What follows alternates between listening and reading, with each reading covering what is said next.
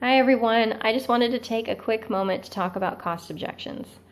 Okay, cost objections are bound to happen. They happen to us all, and there's no need to be fearful or have anxiety over them. I am prime example of having anxiety over these, and don't get your emotions involved in it. This happens to everyone. If they start immediately hounding you for how much something costs, just simply don't answer the question. The best way I have answered this question is to say to them, that is an absolutely fantastic question. I will be happy to answer it, but first let's see if this challenge would be a good fit for you.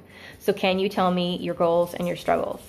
It totally diverts them back on to the purpose of what this challenge is about, so that they're not thinking so much about the price tag, but what's involved, okay? Then at the end, when they finally see that this is something that is going to meet their goals, you have created value behind it. And that's pretty much when they're asking you money questions, they're wanting you to help them see the value in why they should be using this. So when you have your brain set around the fact that they're asking you to prove it to them that this has value, it's not so much of a, ooh, you don't like my product because it's $4 a day and I'd rather eat McDonald's, it's not so offensive. All right, so the next thing you're going to get is a lot of people have their gym memberships, which they're not using. Okay, so this also alleviates them paying for a monthly gym fee. Okay, they're not being sweated on by somebody else.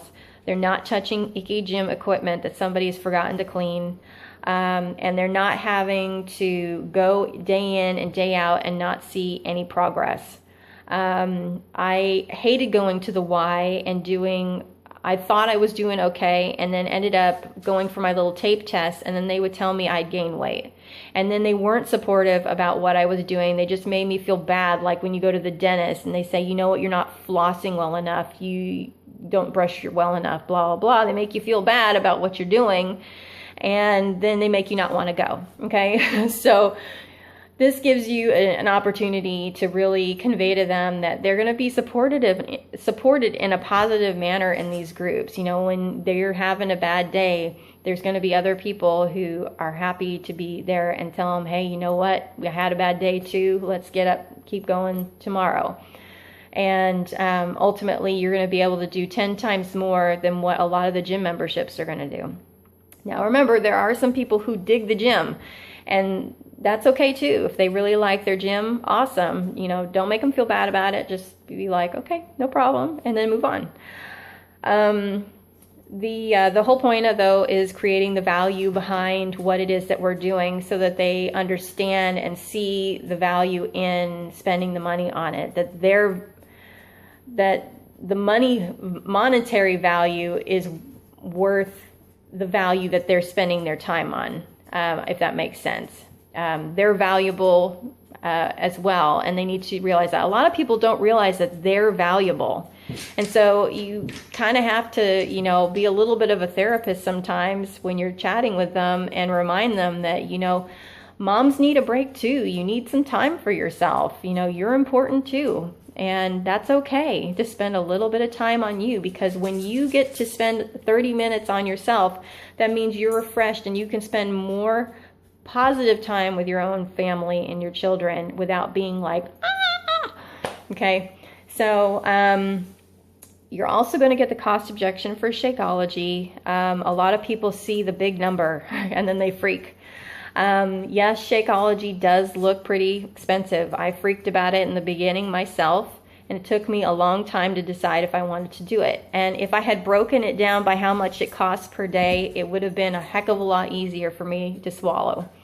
Breaking it down by days, around $4 a day, okay, which is usually the cost of a breakfast sandwich and some yucky Danish that they're going to buy at the gas station. Or their lunch out at Taco Bell or McDonald's, or a snack from the vending machine. Those are highly expensive nowadays. So basically, if you find out that they're spending money at the vending machines or on breakfast in the morning and lunch, ultimately you can just say, look, you can always switch up one of your meals or your snack with your Shakeology, and you're not spending any extra money at all. And you're getting something that's more nutritionally packed than anything you could ever buy at McDonald's or Taco Bell or the vending machine. You're going to be fuller, you're going to have more energy, you're going to be able to focus more. You know, there's so many more benefits, and all you have to do is swap it out for one of those meals. That's it. And a lot of people will be like, oh, okay, no problem, I can do that. So the main thing is, though, that you really just want to create value in what you're presenting to them and what it is that they want to do. So just remember that, and just leave your feelings on the table. You just have to point out those specific things, and a lot of people will see the value and the benefit. And those who don't, you know, that's their loss right now. And most of the time, 9 times out of the 10, they're going to see someone else who is succeeding, and that they haven't even started. And then they're going to come back to you later and they're going to ask for help. So, you know, just let it go. All right. So that's it. I hope that makes sense, and I hope that makes dealing with some of your cost objectives a little bit easier. And I will talk to you later. Bye.